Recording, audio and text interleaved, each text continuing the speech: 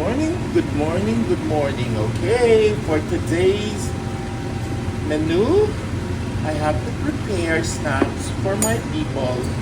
And now, this is what we call bilo-bilo.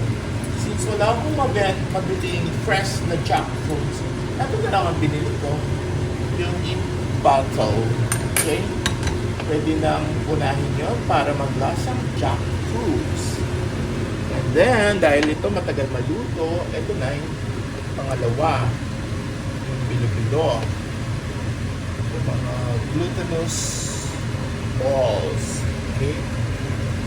Magtrabaho lang pero masarap. Oh!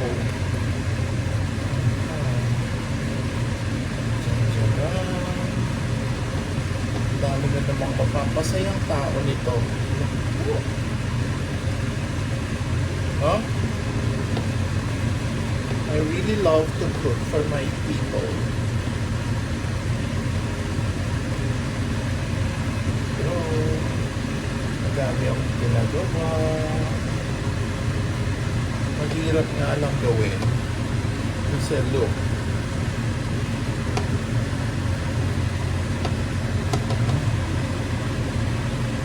Kailangan isa-isa mong ilalagay para hindi magdikit-dikit.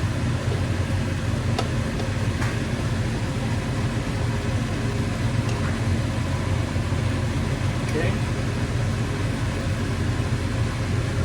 Para makakain ako, hindi ako gagamit ng ordinary sugar. Ang gagamitin ko sugar is stevia para sosyal. Ayan. Stevia sugar para sosyal kami. Para makakain ako. Diba? Sarap. Yan na. Okay? Gawin muna natin.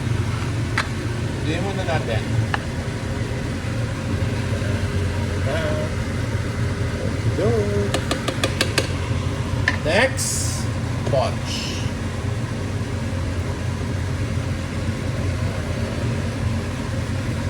Tuloy-tuloy na yan. After this, lalagay ko yung kamote at saka yung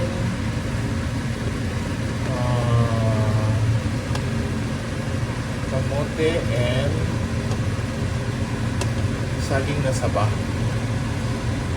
Okay?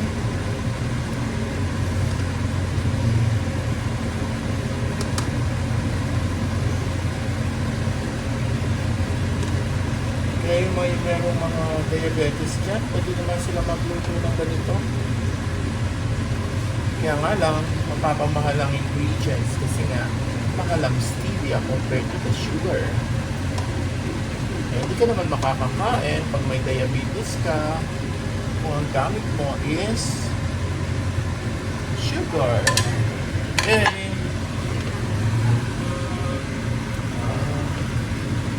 Galaw-galaw. Mabilis lang lutuin to.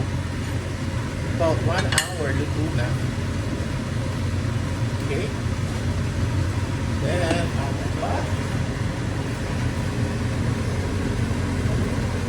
lagay ko na po ang kamote para sabay-sabay ng maluso.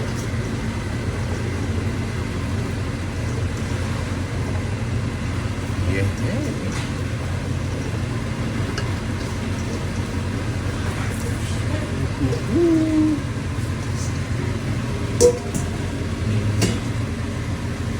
Halo-halo muna.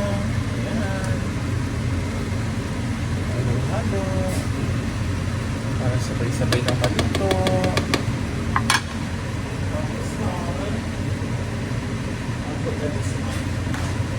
Saging saba. Para sabay-sabay silang maluto. Okay. And then, pagluto na, dun ko lalagyan ng sugar. Okay? See you around! Bye! Okay? Yan, halu-haluin mo, te. Nakapindot na?